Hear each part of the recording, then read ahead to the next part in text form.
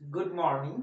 আজকে আমরা শিখব একটা নতুন চ্যাপ্টার, তা হচ্ছে অবকলন বা অন্তরকলজ। তো অবকলন বা অন্তরকলন কি? অবকলন হচ্ছে একটা গাণিতিক প্রক্রিয়া যা একটা চলের সাপেক্ষে অন্য চলের পরিবর্তনের হারকে প্রকাশ করে। তো যেমন ধরো কোনো একটা অপেক্ষক y যদি fx হয়, মানে x এর অপেক্ষক হয়, তাহলে x এর বৃদ্ধি হলে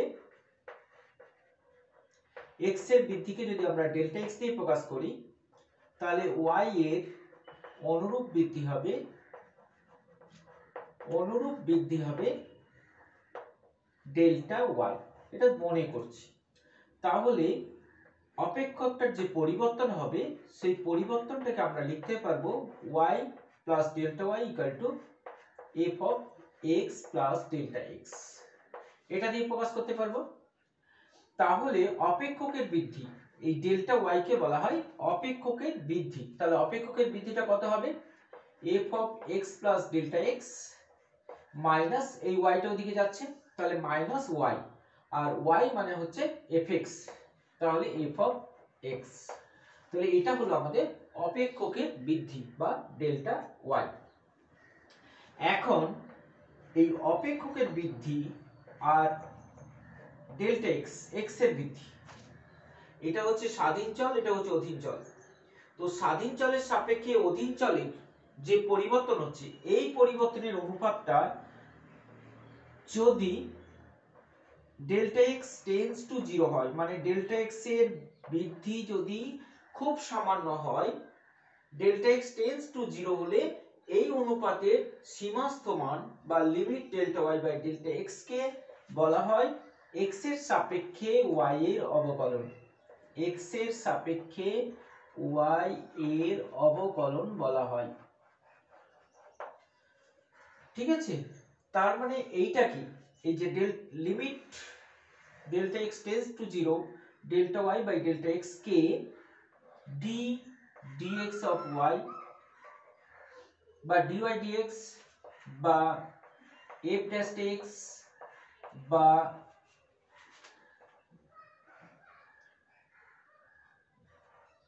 y1 বা y ড্যাশ ইত্যাদি সিম্বল দিয়ে ব্যবহার করা হয়। তাহলে y এর অবকলন বা dy dx f dash x y1 বা y ড্যাশ এই সিম্বল দিয়ে ব্যবহার করা হয়।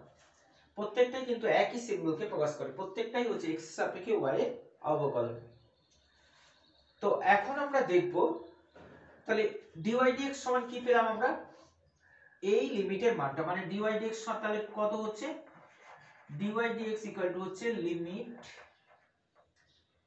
Delta x tends to 0 delta y মানে এটা, তাহলে f of x plus delta x minus fx, এটা delta y by delta x, এইটাকেই বলা হয় dy dx। একটু সুবিধার জন্য, মানে লেখার সুবিধার জন্য আমরা এটাকে এইভাবেও প্রকাশ করি। তাহলে dy dx সমান হচ্ছে limit h tends to 0 f of x plus delta x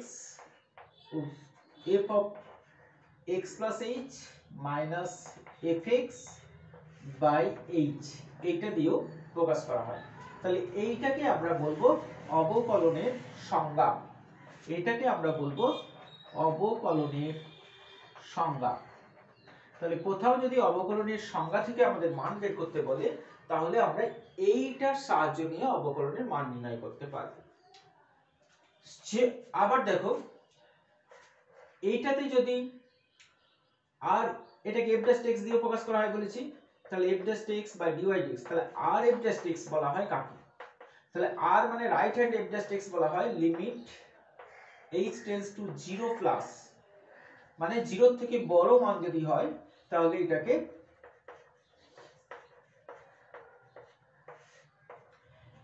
আবার এখান থেকে আমরা l f ড্যাশ x লিখতে পারবো limit h tends to 0 minus f of x plus h minus fx by h।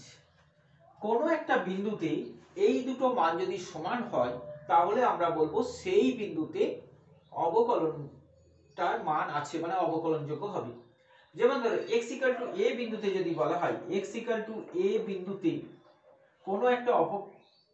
কোনো একটা অপেক্ষক অবকলনযোগ্য কিনা, তাহলে আর এফ ড্যাশ এ সমান যদি এল এফ ড্যাশ এ হয় তাহলে আমরা বলবো এ বিন্দুতে অপেক্ষকটা অবকলনযোগ্য।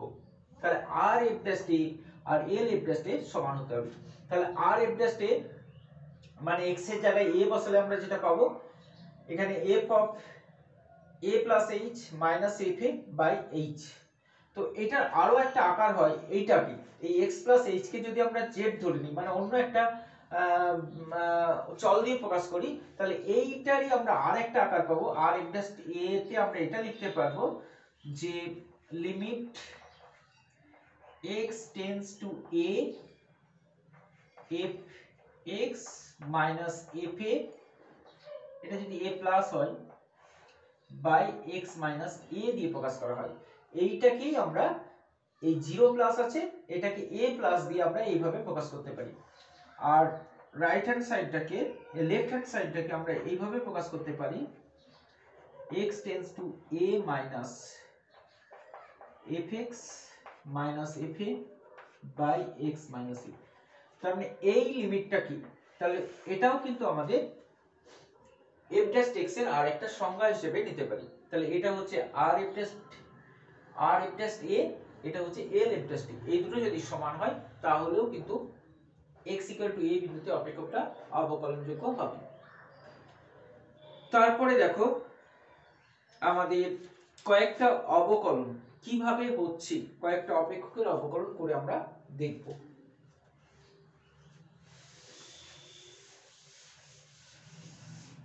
যেমন ধরো x to the power n এর অবকলন আমরা কিভাবে করব। তো x to the power n এর যদি অবকলন করতে হয় তাহলে আমাদের অপেক্ষক মানে fx টা হয়ে গেল x to the power n। তাহলে f of x plus h এটা সমান হবে x plus h whole to the power n। তাহলে আমরা সংজ্ঞা থেকে পাই, এটা আমাদের অপেক্ষকের অবকলনের সংজ্ঞা। তাহলে সংজ্ঞা থেকে পাচ্ছি d dx of x to the power n সমান হচ্ছে limit h tends to 0 fx plus h, fx plus h মানে হচ্ছে এটা x plus h whole to the power n minus x to the power n by h। ঠিক আছে, তো এইটার লিমিটের মান আমাদের বের করতে হবে। আমরা কিন্তু এই লিমিটের মান লিমিট চ্যাপ্টারে মানে প্রশ্নমালা এর আগের প্রশ্নমালাতে আমরা করেছি। দেখো তোমরা আরেকবার দেখে নিতে পারো প্রশ্নমালা 2 এর অতি সংক্ষিপ্তর সাথীর অতি সংক্ষিপ্তর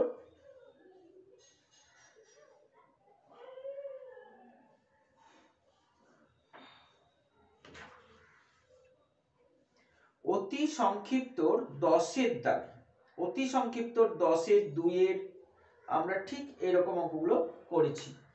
তো তখন আমরা কি করেছি, x প্লাস h কে আমরা যদি z ধরে নিই তাহলে আমরা লিমিটে শিখেছিলাম যে ভ্যারিয়েবল চেঞ্জ, এখানে ভ্যারিয়েবল কোনটা, লিমিটের সংজ্ঞা আছে h, অতএব h কে আমরা ভ্যারিয়েবল হিসেবে ধরে নেব আর নতুন ভ্যারিয়েবল আসছে z।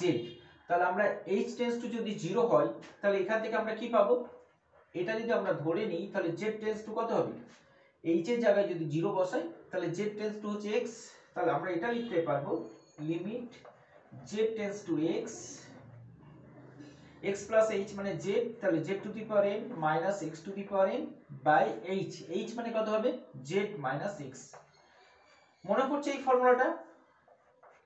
দেখো যদি ভুলে গিয়ে থাকো তোমরা অতি সংক্ষিপ্তর 10 এ কিন্তু এরকম অনেকগুলো অঙ্ক করেছো, তো সেখান থেকে এটা লেখা যায় n x to the power n minus 1।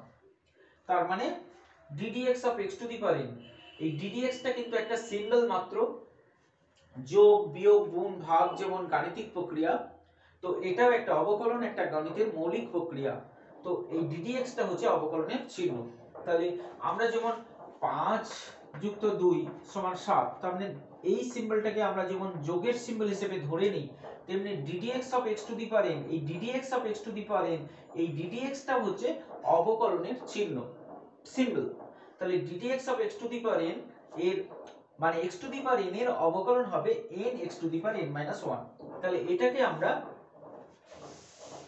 মনে রাখবো ফর্মুলা হিসেবে যে ddx of x to the power n সমান হচ্ছে n x to the power n - 1। তাহলে এটাকে আমরা ফর্মুলা হিসেবে মনে রাখবো।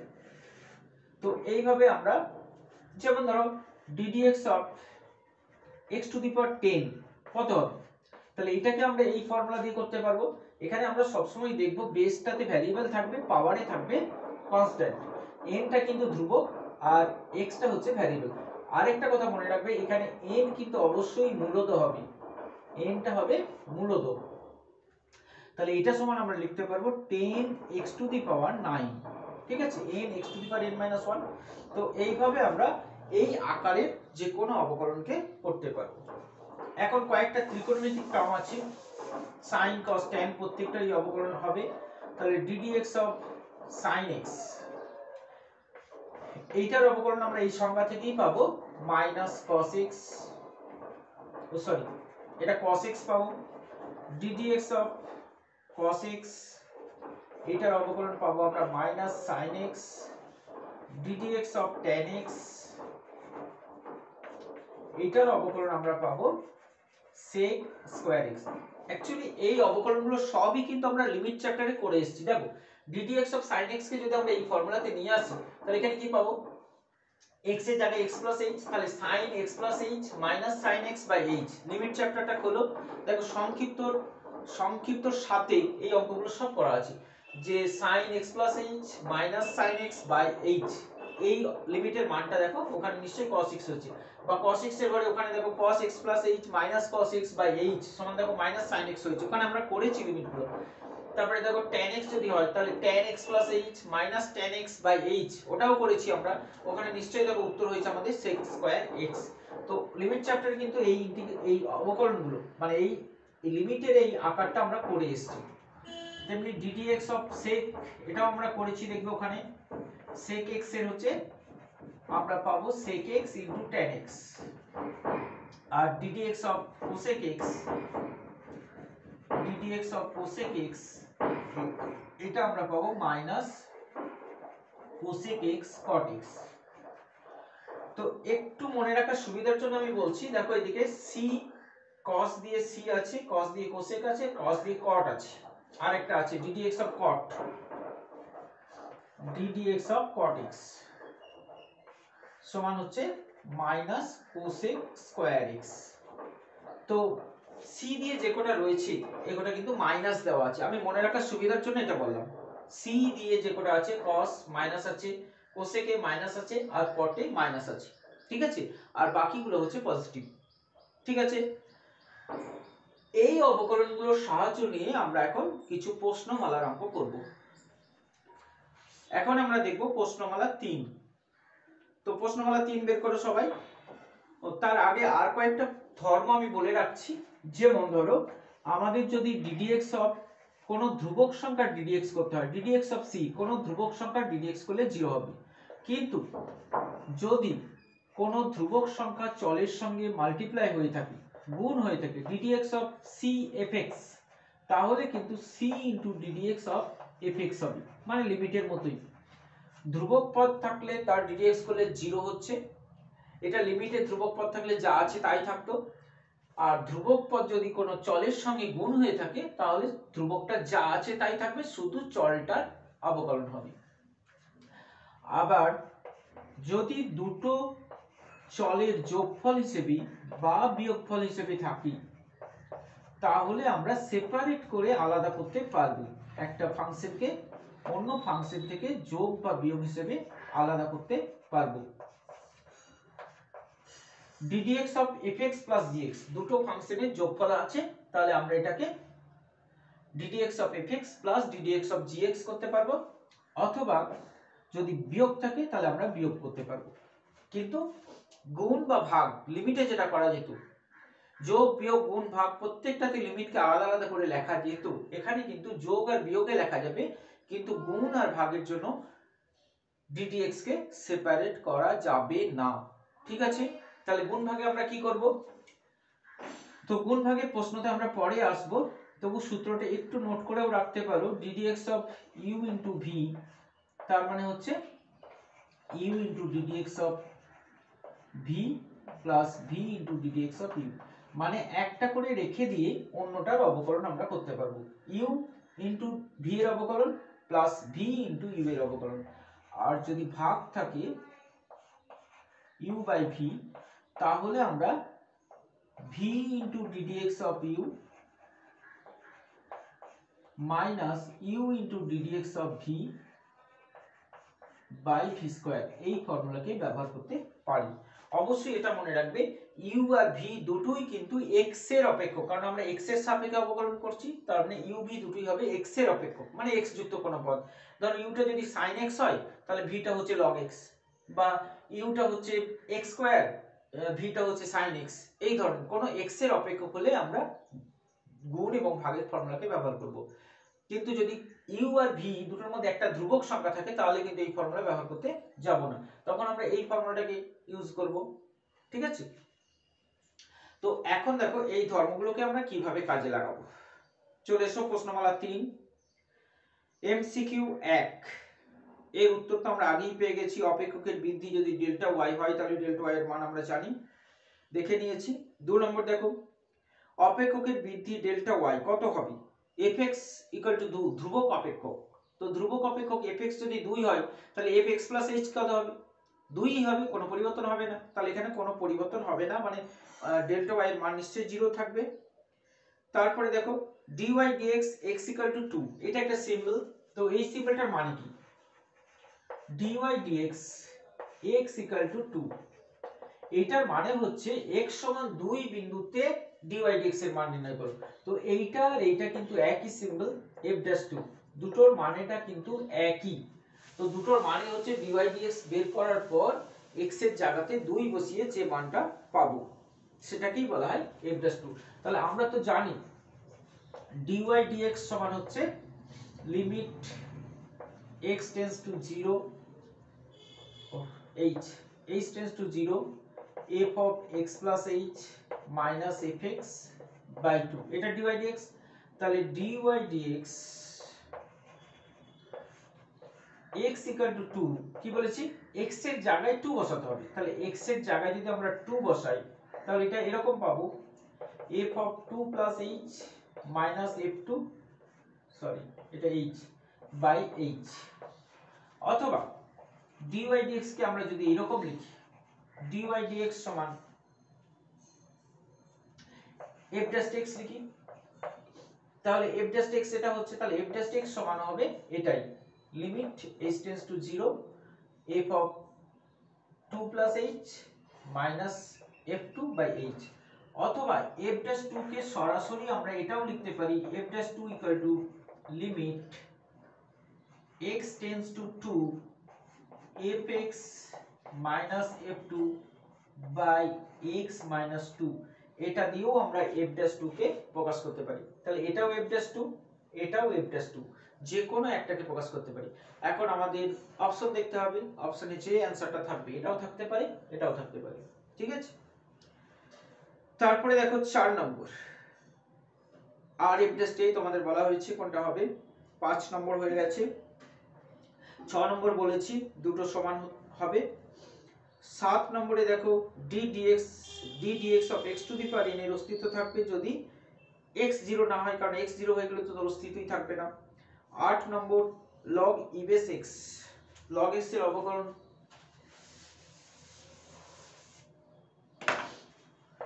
d dx of log x, তো এটা সমান হচ্ছে 1/x। এখানে x এর কোনো log x এর কোনো বেস লেখা না থাকলে সব সময় জানবে সেটা e বেস আছে, তাহলে d dx of log e base x এর মান হচ্ছে 1/x। কিন্তু প্রশ্নটা আছে log বেসটা দেখো চেঞ্জ করে দিয়েছে, log 10 base x দিয়েছে, তাহলে log 10 বেস x এর ddx আমরা কিভাবে বের করব? তো এইটা হচ্ছে e বেস থাকলে আমরা 1/x লিখতে পারবো। তাহলে 10 বেস থাকলে আমরা প্রথমে কি করব? প্রথমে বেসটাকে চেঞ্জ করে e তে নিয়ে যাব। তাহলে আমরা এটা ক্লাস 9 এ শিখেছিলাম log a বেস b সমান হচ্ছে log b by a log e। এটা আমরা ক্লাস 9 এ শিখেছিলাম log a b log a base b সমান হচ্ছে log b by log e। ঠিক আছে, তাহলে এই ক্লাস 9 এ যেটা শিখেছিলাম সেটাকে এখানে আমরা ব্যবহার করতে পারবো log 10 বেস x মানে হচ্ছে log x বাই log 10। তো এইটা লেখার মানে হচ্ছে এটা যে কোনো বেসে নিয়ে যাওয়া, এটা যে কোনো বেসে, এটা 10 বেসে নিয়ে যেতে পারি, এটা e বেসে নিয়ে যেতে পারি, এটা 5 বেসে নিয়ে যেতে পারি, এটা 10 বেস, এটা 20 বেস, যে কোনো বেসে এটাকে পরিবর্তন করতে পারবো। উপরটা যা বেস থাকবে নিচেটাতেও সেই বেসটাই লিখতে হবে। তো এখানে আমি কিছু বেস লিখছি না, তার মানে বেস উজ্জ্ব রাখা মানে কিন্তু সবসময় জানবে সেগুলোতে e বেস আছে। তাহলে দুটোই আমার e বেসে চলে গেছে। তাহলে এটা তো ধ্রুবক পদ, 10টা যেহেতু ধ্রুবক তাহলে log 10 ধ্রুবক, তাহলে এই পুরো ধ্রুবকটা log x এর সঙ্গে ভাগ হয়ে রয়েছে, বা এটা ভাবতে পারি যে 1/log 10 log x এর সঙ্গে গুণ হয়ে রয়েছে। তার মানে এই অপশনটা আমরা পেয়ে যাচ্ছি c fx। তাহলে এখানে c হচ্ছে 1/log 10, তাহলে 1/log 10 টা যা আছে তাই থেকে যাচ্ছে, আর log x এর আমরা ddx করলে log x এর ddx করলে আমরা 1/x পাচ্ছি। তাহলে এইটা আমাদের ddx of log x এর ভ্যালু হচ্ছে। এখন ক্লাস 9 এ আরো একটা শিখেছিলাম যে 1/log a বেস b সমান log b বেস a হয়। যদিও এই একই ফর্মুলা থেকে আমরা পাই, কারণ এখানে log b by log e, তার মানে log a বাই b হয়ে যাচ্ছে। তার মানে এইটাও আমরা ক্লাস 9 এ শিখেছিলাম। তাহলে এখান থেকে আমরা, এটা কি বেস আছে বললাম, কিছু বেস লেখা না থাকলে e বেস আছে, তাহলে এটাকে আমরা উল্টিয়ে লিখতে পারবো 1/x log 10 বেস e। তাহলে এটাও আমাদের যেমন आंसरটা, এটাও आंसर হতে পারে। ঠিক আছে, অপশনে যেটা পাবো সেটা লিখবো। তারপরে দেখো 9 নম্বরে যে প্রশ্নটা রয়েছে একটু অন্য রকমের প্রশ্ন, এবং এখান থেকে একটু বেরিয়ে গেছে, কারণ এমসিকিউ টাইপের অঙ্কতে এটা থাকার কথা ছিল না, এটা একটু পরে থাকলে ভালো হতো। f1 সমান হচ্ছে 1, f'1 সমান হচ্ছে 2। তাহলে প্রশ্নটা হচ্ছে limit x tends to 1 root fx minus 1 by root x minus 1 এর মান কত? তো এটাকে যদি আমরা নিরসন করি, x টেন্ডস টু 1 নিরসন করলে আমরা পাচ্ছি fx minus 1 by x minus 1 into root x plus 1 by root fx plus 1। Totally আমরা নিরসন করেছি, লব হরকে দুটোকেই নিরসন করেছি। এখন limit x tends to 1 fx, এই 1 এর জায়গায় আমরা বসাতে পারি f1, তাহলে fx minus f1 by x minus 1 into এটা limit x tends to 1 root x plus 1 by root fx মানে হচ্ছে, আচ্ছা fx ই রাখলাম প্লাস 1। ঠিক আছে, সমান। তো এইটা আমরা জানি সংজ্ঞা থেকে, তোমরা দেখতে পারো এটা হচ্ছে f'1, এটা হচ্ছে f'1। f' এর সংজ্ঞা দেখো তোমাদের লেখা আছে খাতায়, f'1 এর যে সংজ্ঞাটা পেয়েছি সেটা f'1 এখানে বসাতে পারবো। আর এটা দেখো আমরা যদি x এর ভ্যালু বসিয়ে দিই তাহলে 1 প্লাস 1 নিচে পাচ্ছি দেখো রুট f1 প্লাস 1। তাহলে f'1 এর মান দেওয়া আছে এখানে 2, আর এটা পাচ্ছি আমরা 2, আর f1 এর মান হচ্ছে 1, তাহলে 1 প্লাস 1 মানে এটাও 2। তাহলে আমরা টোটালি आंसरটা পাবো 2। ঠিক আছে, তারপরে দেখো 10 এর প্রশ্নটা। তো fx অপেক্ষকটা বলেছে x 1 বিন্দুতে অন্তরকলনযোগ্য। তাহলে অন্তরকলনযোগ্য 1 বিন্দুতে আমরা জানি, তাহলে আমরা এটা বলতে পারবো r(f'1 l f'1, কারণ 1 বিন্দুতে অন্তরকলনযোগ্য হলে r(f'1 সমান হবে l f'1। এখন r(f'1 এর মান আমরা এইভাবে লিখতে পারবো limit x tends to 1 fx minus f1 by x minus 1 সমান হচ্ছে limit x tends to 1 fx minus f1 by x minus 1। ও সরি, এটা হচ্ছে রাইট হ্যান্ড মানে 1 প্লাস, এটা হচ্ছে 1 মাইনাস। তাহলে limit x tends to 1 plus, এই 1 প্লাস থেকে আমরা এটা এর আগেও করেছি, 1 প্লাস মানে হচ্ছে একের থেকে বড়। তাহলে fx এর আমরা কোন মানটা নিতে পারবো? এখান থেকে 1 প্লাস মানে এই মানটাকে এখানে বসাতে পারবো। তাহলে fx এর জায়গায় বসাতে পারছি px² + 1 হলো। এখন f1 এর মান, 1টাকে আমরা বসাতে পারছি, দেখো x এখানে 1 এর সঙ্গে সমান দেওয়া আছে, এখানে যদি আমরা বসিয়ে দিই 1 এর জায়গায়, তাহলে এটা পাচ্ছি 1 + p। তাহলে এখানে আমরা লিখতে পারবো -1 - p বাই x মাইনাস 1 সমান limit x tends to 1 minus, তো fx এর জায়গায় 1 মাইনাস মানে লেস দেন, তাহলে এখানে আমরা লিখতে পাচ্ছি x + p মাইনাস f1 এর মান আমরা পেয়েছি -1 - p। এখানে p টা কেটে যাচ্ছে, এখানে 1 টা কেটে যাচ্ছে, তাহলে আমরা পাচ্ছি limit x tends to 1 plus সমান হচ্ছে p into x² - 1 by x minus 1 সমান হচ্ছে limit x tends to 1 minus, এটা 1 পাচ্ছি, তাহলে এটা p ইনটু x প্লাস 1 পাচ্ছি limit x tends to 1 plus, আর এখানে limit x tends to 1 minus 1 পাচ্ছি। তার মানে আমরা পাচ্ছি p x এর মান বসাচ্ছি, তাহলে পাচ্ছি আমরা 2p সমান হচ্ছে 1 বা p ইকুয়াল টু পাচ্ছি হাফ। তাহলে p এর মান আমরা পেয়ে গেলাম, কারণ যেহেতু বলেছিল 1 বিন্দুতে অবকলন যোগ্য, তাহলে দুদিক সমান করে আমরা p এর মান পেলাম হাফ। ঠিক আছে, তারপরে দেখো 11 নম্বর প্রশ্নটা একটু অন্য রকমের প্রশ্ন। এখানে দেওয়া আছে 5fx + 3f of 1 by x সমান x + 2, আরো দেওয়া আছে y = x fx। তাহলে dy dx x = 1 বিন্দুতে, x = 1 বিন্দুতে dy dx এর মান কত, মানে এই প্রশ্নটার উত্তর আমাদের বের করতে হবে। তাহলে dy dx বের করতে পারবো যদি y এর মানটা আমরা পাই, তাহলে y সমান দেওয়া আছে x fx, তাহলে x * fx, তাহলে fx টাকে আমাদের আগে বের করতে হবে। এখানে fx কিন্তু পৃথকভাবে দেওয়া নেই, তাহলে প্রথমে আমাদের fx টাকে বের করতে হবে। তো fx কি করে বের করতে পারবো? তো fx বের করতে হলে আমাদের যেটা করতে হবে, দেখো এখানে fx রয়েছে, এখানে 1/fx রয়েছে, তাহলে আরো একটা সমীকরণ আমরা নিয়ে আসতে পারবো এখান থেকে, এর x এর স্থানে 1/x বসিয়ে পাই। তাহলে x এর জায়গায় যদি 1/x বসিয়ে দিই, তাহলে আমরা কি পাবো?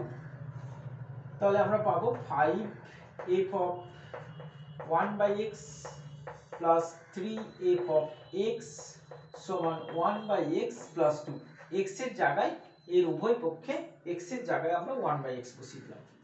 তাহলে এইটা হবে আমাদের 1 নম্বর সমীকরণ, আর এইটা হবে আমাদের 2 নম্বর সমীকরণ। এখন এই দুটোকে সমাধান করে আমরা fx টা বার করব। তাহলে সমাধান যদি করতে হয়, তাহলে f of 1/x টাকে আমাদের সমান করে নিতে হবে, কারণ এই দুটোকে আমাদের এখান থেকে বাদ দিতে হবে। তাহলে তা যদি করতে হয়, তাহলে 1 নম্বরকে আমরা 5 দিয়ে গুণ করে নেব। তাহলে 1 নম্বরকে যদি আমরা 5 দিয়ে গুণ করি, তাহলে পাবো 25fx plus 15f of 1/x equal to 5x plus 10।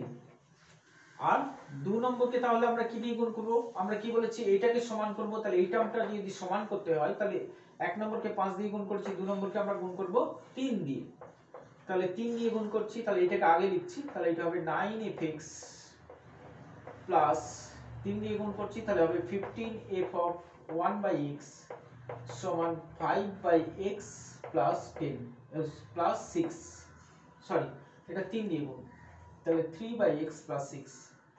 এইটাকে আমরা মাইনাস করে দিচ্ছি, তাহলে মাইনাস করে দিলে এটা কেটে যাচ্ছে, তাহলে পাচ্ছি আমরা 16fx equal to 5x minus 3/x plus 4।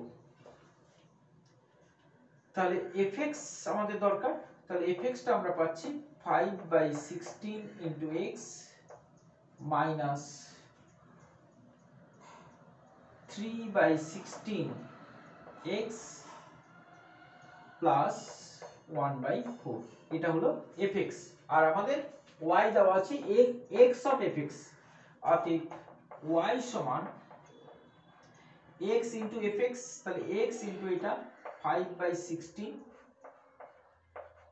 Minus 3/16x plus 1/4, তার মানে হচ্ছে 5/16 x স্কয়ার মাইনাস 3/16, এক্সটা গুণ করে দিলাম প্লাস x/4। এবার আমরা dy dx বের করতে পারবো, তাহলে dy dx সমান হবে, তাহলে dy dx সমান মানে x এর সাপেক্ষে অবকলন করছি, তাহলে 5/16 ইনটু 2x মাইনাসটা ধ্রুবক পদ 0 হয়ে গেল, আর এটা হচ্ছে 1/4, কারণ 1/4 ইনটু x এর অবকলন, x এর অবকলন হচ্ছে 1 হবে, কারণ ddx অফ x মানে x টু দি পাওয়ার 1 আছে, ddx of x to the power 1 মানে 1 x টু দি পাওয়ার 0, তার মানে 1 হবে, ঠিক আছে। তাহলে x এর অবকলন হচ্ছে 1 আর 1 এর চারটা থেকে যাবে, তাহলে এইটা হবে আমাদের dy dx এর মান। কিন্তু প্রশ্নটা ছিল dy dx x equal to 1, তাহলে আমরা এটা লিখতে পারবো, অতএব dy dx x equal to 1 মানে 1 বিন্দুতে dy dx এর মান হবে, এটা তো কেটে যাচ্ছে 8 দিয়ে, তাহলে 5/8, এখানে পাচ্ছি আমরা 1/4, তার মানে 7/8, ঠিক আছে, এটাই আমাদের आंसर। তারপরে দেখো 12টা, তো 12টাতে আমাদের অবকলন করতে বলেছে মানে dy dx বের করতে বলেছে, কিন্তু y সমান দেওয়া আছে sin স্কয়ার x/2। তো sin এর স্কয়ার দেওয়া থাকলে আমরা যে ফর্মুলাগুলো শিখেছি সেটা দিয়ে অবকলন করতে পারবো না, বা থিটার জায়গাতে x/2 থাকলেও আমরা করতে পারবো না, কারণ আমরা এখানে x থাকতে হবে, কারণ x এর সাপেক্ষে যদি x থাকে তবেই আমরা অবকলন করতে পারবো, বাকিগুলো আমরা এখনো শিখিনি। তাহলে এটাকে আমরা x এ নিয়ে আসবো প্রথমে, তাহলে এটাকে আমরা কিভাবে x এ নিয়ে আসতে পারবো, তাহলে এটাকে আমরা এইভাবে লিখতে পারি, half of 2 sin square x/2 লিখতে পারি। এখন এই ফর্মুলাটা আমরা 11 এ শিখেছি। তো আমি বলেছি যে ত্রিকোণমিতিতে যে সূত্রগুলো আমরা শিখেছি সবগুলো 12 এ আমাদের কাজে লাগবে, এখনই লাগছে, তো 12 এও লাগবে, অতএব ওইগুলো কিন্তু আমাদের কোনো রকমই বাদ দেওয়া যাবে না। তো এখানে আমরা এই ফর্মুলাটা মনে আছে, 2 sin স্কয়ার x এর ফর্মুলা হচ্ছে 1 মাইনাস cos 2x, তো এই একটা ফর্মুলা বারবার দরকার পড়ে, তাহলে এখানে আমরা লিখতে পারবো half of 2 sin square x/2 আছে, তাহলে x থাকলে এখানে হচ্ছে 2x, তাহলে এখানে x/2 আছে, তার মানে আমরা বুঝে যাব এটা হবে cos x, তার মানে half minus half cos x। এখন এটা y এর মান, এখন আমরা x এর সাপেক্ষে যদি অবকলন করি, x এর সাপেক্ষে অবকলন করে পাবো dy dx সমান d dx of half minus half cos x। তো এটাকে আমরা একটা টার্ম হিসেবে ধরব না, এটা দুটো টার্ম আছে, তাহলে এই যে দুটো টার্মে যদি যোগফল বা বিয়োগফল থাকে তাহলে আমরা এটাকে সেপারেট করতে পারি, তাহলে একটা পাবো আমরা d dx of half minus half, ধ্রুবক পদ থাকলে আমরা এই হিসেবে ধ্রুবক পদটাকে বের করে লিখব, তাহলে half of d dx of cos x। দেখো এখানটাতে x এ চলে আসছে, তাহলে যে কোনো ধ্রুবক পদের অবকলন হচ্ছে 0 আর cos x এর অবকলন হচ্ছে মাইনাস sin x, তাহলে আরেকটা মাইনাস আসছে, তাহলে এটা প্লাস হয়ে গেল আর এটা sin x হলো, তাহলে आंसरটা হলো হাফ sin x, ঠিক আছে। তাহলে একই রকম ভাবে আমরা 13টাও করতে পারবো, আর 14টাতে দেখো fx = 1/sin x cos x আছে, তো 14টাতে আমরা শুধু যেটা করব, 14 নম্বরটাতে y সমান দেওয়া আছে 1/sin x * cos x, তো এই ক্ষেত্রে এই 1 এর জায়গায় আমরা sin square x plus cos square x করে নেব, কারণ এটা করতে পারি, by sin x cos x এটা করতে পারি। এবার যদি আমরা সেপারেট করে নিই তাহলে একটা পাবো tan x plus cot x, তো tan x এর অবকলনের সূত্র আমরা পেয়েছি, cot x এর অবকলনের সূত্র পেয়েছি, তাহলে आंसरটা হবে sec square x minus cosec square x, ঠিক আছে। এবার তোমরা বলতে পারো এখানে যদি একটা 2 গুণ করে নিই তাহলে 2 sin x cos x এর ফর্মুলাও আমরা 11 এর মানে ত্রিকোণমিতির প্রথম দিকে শিখেছিলাম, তো sin 2x হবে, তাহলে 1/sin 2x মানে cosec 2x হয়ে গেল। তো কোসেক 2x, যেহেতু x এর জায়গায় 2x হচ্ছে, এই জায়গাটা আমরা এখনো শিখিনি, পরে শিখে নিতে পারবো। তো এখনো যেহেতু x এর জায়গায় 2x থাকলে কিভাবে অবকলন করব আমরা জানি না, সেজন্য এটাকে x দিয়েই প্রকাশ করে আমরা করে নেব। ঠিক আছে, তাহলে এখন এই পর্যন্তই রইলো, আমরা পরের ভিডিওতে পরের অংশটা দেখে নেব। ঠিক আছে।